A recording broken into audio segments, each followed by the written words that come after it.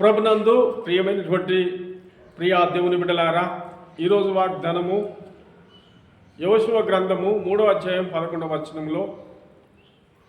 వచనము నేను చదువుతాను, మీరు వినండి. జీవం గల దేవుడు మీ మధ్య ఉన్నాడనియు ఆయన నిశ్చయముగా మీ ఎదుట నుండి అద్భుతాలు చేయబోతున్నాడని. దేవుని బిడ్డలారా, ఈరోజు దేవుని వాక్యము ఈ రీతిగా తెలియపరుస్తున్నది. జీవం గల దేవుడు మీ మధ్యన ఉన్నాడు. జీవాధిపతి అయినటువంటి దేవుడు మీ మధ్యలో ఉన్నాడు.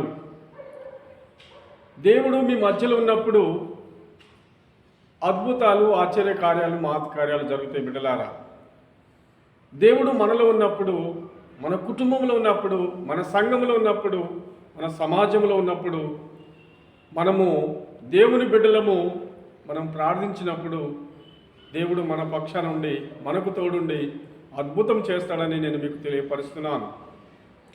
ఇశ్రాయేలు ప్రజలు ఐగుప్తు నుంచి పాలుతేనెలు ప్రవహించే దేశంకి వెళుతున్న సందర్భంలో ఎర్ర సముద్రం దగ్గరికి వచ్చి ఆగిపోయారు.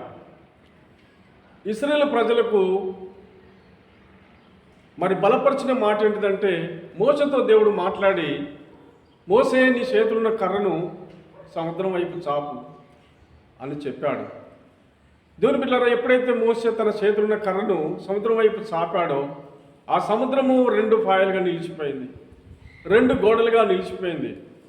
సముద్రము ఆరిన నేలగా మారిపోయింది. ఇశ్రాయేలు ప్రజలందరూ కూడా ఆరిన నేల మీద ఆ సముద్రం నుంచి నడిచిపోయారు. బిడ్డలారా, దేవుడు వారి మధ్యలో ఉన్నాడు. దేవుడు వారికి తోడున్నాడు. ఇశ్రాయేలు ప్రజలకు దేవుడు మేఘస్తంభంగా ఉన్నాడు, అగ్నిస్తంభంగా ఉన్నాడు. పగటి వేళ మేఘస్తంభంగాను, రాత్రి వేళ అగ్నిస్తంభంగాను ఇశ్రాయేలు ప్రజలకు మరి ఎడారిలో త్రోవ చూపటానికి కొరకు దేవుడు వాళ్ళకు ఎంతగానో తోడు ఉండి ఇశ్రాయేలు ప్రజలను నడిపిస్తున్నట్టుగా మనం చూస్తున్నాం. దేవుని బిడ్డలారా, అందుకారణాన్ని బట్టి జీవము గల దేవుడు మీ మధ్యలో ఉన్నాడు. ఆయన జీవాధిపతి అయినటువంటి దేవుడు మీ మధ్యలో ఉన్నాడు. ఆయన నీకు సమీపంగా ఉంటాడు. ఆయన నీలో ఉంటాడు. ఇమ్మానుయేలు అనేటువంటి దేవుడు ఆయన నీకు తోడుంటాడు. నీ కుటుంబానికి తోడుంటాడు. నీ పంటకు తోడుంటాడు. నీ జీవితంలో తోడుంటాడు. బిడ్డలారా, ఎవరు కూడా దేవుడు మనకు తోడు లేకపోతే, దేవుని సహాయ సహకారాలు మనకు లేకపోతే మనం భూమిని బ్రతకలేం. ఎందుకంటే సమస్తమును కలగజేసిన దేవుడు అంటున్నాడు, నేను మీ మధ్యలో ఉన్నాను అని చెప్తున్నాడు. భయపడకమని చెప్తున్నాడు. అధైర్యపడకండి, ధైర్యంగా ఉండండి, ముందుకు సాగమని చెప్తున్నాడు. కనుక ఇక్కడ దేవుని వాక్యంలో రాయబడింది, ఆయన నిశ్చయంగా మీ ఎదుట నుండి కారణీయులను, ఇత్తీయులను, ఇవీయులను, పెర్జీయులను, గెర్షీయులను, అమోరీయులను, యోబుసీయులను వెళ్ళగొట్టననియు దీని వలన మీకు తెలుసుకుందరు. దేవుని బిడ్డలారా, ఇన్ని తెగల వారు కానాను దేశంలో ఉన్నప్పుడు వాళ్ళందరినీ కూడా మీరు వెళ్ళగొట్టడానికి కొరకు నేను మీ మధ్యలో ఉండి ఈ కార్యము చేయబోతున్నాను. నేను మీ మధ్యలో ఉండి మిమ్మల్ని నడిపించుతాను. కనుక మీరు భయపడటానికి వీల్లేదు, జడుచడానికి వీల్లేదు. అందుకే కానానీయులను, ఇత్తీయులను, ఇవ్వీయులను, పెర్జీయులను, గెర్షీయులను, అమోరీయులను, యోబుసీయులను వెళ్ళగొట్టదనని దేవుని వాక్యములో రాయబడింది. బిడ్డలారా, దేవుని బిడ్డలారా, ఈరోజు దేవుని వాక్యం స్పష్టంగా మనకు తెలియపరుస్తున్నది.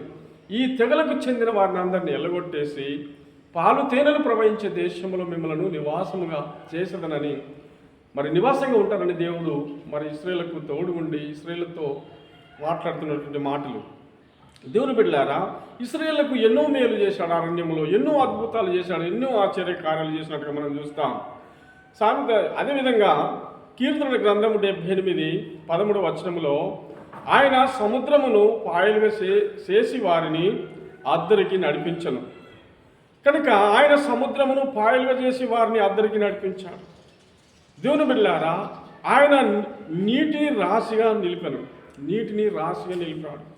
ఈ అద్భుతము, ఆశ్చర్యకార్యాల వాళ్ళ పట్ల, ఇశ్రాయేలు పట్ల దేవుడు చేస్తూనే ఉన్నాడు. దేవుడు వారి మధ్యలో ఉండి దేవుడు ఆ కార్యాలు చేస్తూనే ఉన్నాడు. బిడ్డలారా, అదేవిధంగా పగటి వేళ మేఘములో నుండి, రాత్రంతయు అగ్ని ప్రవేశంలో నుండి ఆయన వారికి త్రోవ చూపాను. అదేవిధంగా దేవుని బిడ్డలారా, పగటి వేళ మేఘములో నుండి, రాత్రి అంతయు అగ్ని ప్రకాశంలో నుండి ఆయన వారికి త్రోవ చూపుతున్నాడు. ఇశ్రాయేలు ప్రజలకు వెలుగుగాను, ఇశ్రాయేలు ప్రజలకు మహిమగాను ఇశ్రాయేలు ప్రజలకు తోడుగాను ఇశ్రాయేలు ప్రజలను అరణ్యములో నడిపిస్తున్నట్టుగా మనం చూస్తున్నాం. దేవుని బిడ్డలారా, అరణ్యములో ఆయన బండలను చీల్చాడు, సముద్రం అంతా సమృద్ధిగా వారికి నీరు త్రాగనిచ్చను. వారికి అరణ్యములో కూడా ఏమి తక్కువ లేకుండా, అరణ్యములో ఏమి కొదవ లేకుండా ఇశ్రాయేలు ప్రజలకు దేవుడు మరి సాయం చేస్తున్నట్టుగా మనం చూస్తాం.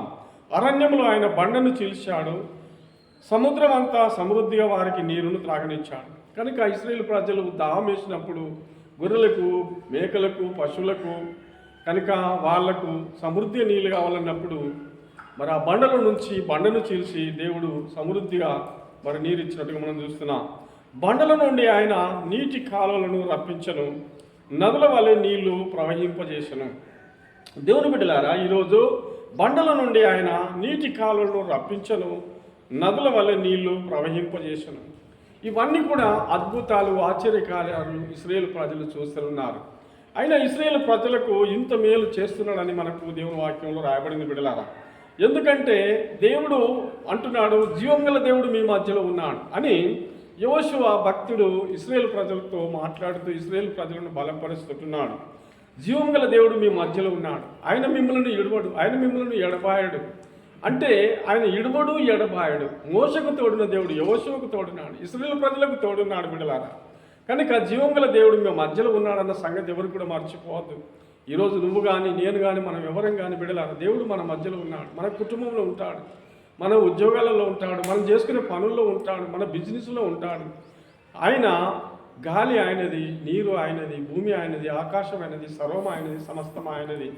ఆయన కాపాడుతుంటేనే మనం బ్రతుకుతున్నాం. ఆయన మనల్ని పోషిస్తున్నాడు, ఆయన మనల్ని దీవిస్తున్నాడు.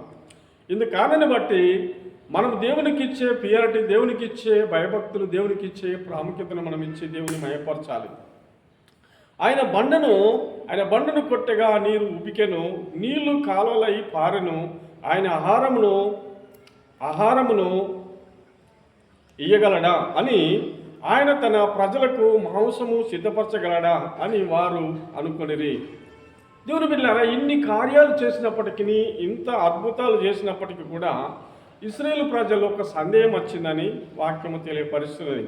ఆయన బండను కొట్టగా నీరు ఉబికింది, నీళ్లు కాలువలై పారింది.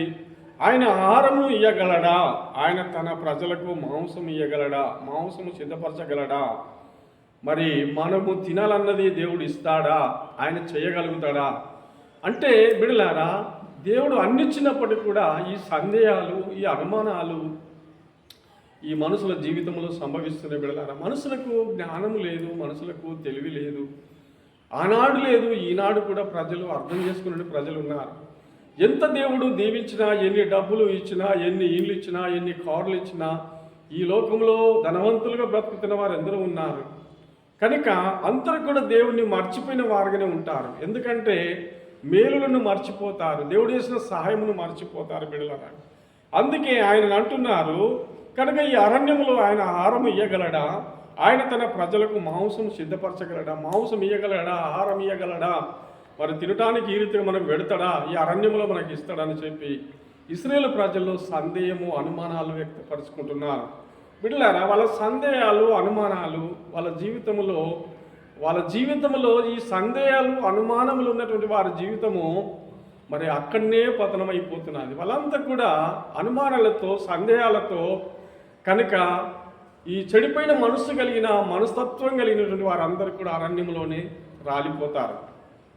బిడ్డలారా, ఈనాడు కూడా మనకెందుకు అనుమానము, ఎందుకు సందేహాలు?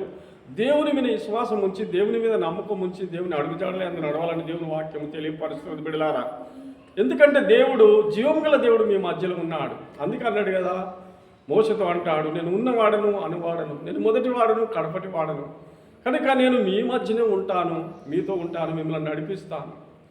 కనుక ఇశ్రాయేలు ప్రజలకు తోడుండి ఎర్ర సముద్రం నడిపించి అరణ్యంలోనికి తోడుకొని పోయి వారికి మంచి భోజనము, మంచి మాంసం ఇచ్చి, మంచి నీరు ఇచ్చి, వాళ్ళను అరణ్యం అంతట్లో వారికి మంచి గుణపాఠాలు నేర్పిస్తూ విశ్వాసంలో ఎదుగుటానికి కొరకు, విశ్వాసంలో వరదిల్లటానికి కొరకు వాళ్ళకి ఎన్నో రీతిలుగా దేవుడు వాళ్ళను తరబిది చేస్తూ ఉండగా, ఉన్నప్పటికీ కూడా వాళ్ళు పెడ అంటారు దాన్ని, ఏమంటారు అంటే అడపెడ అంటారు దాన్ని.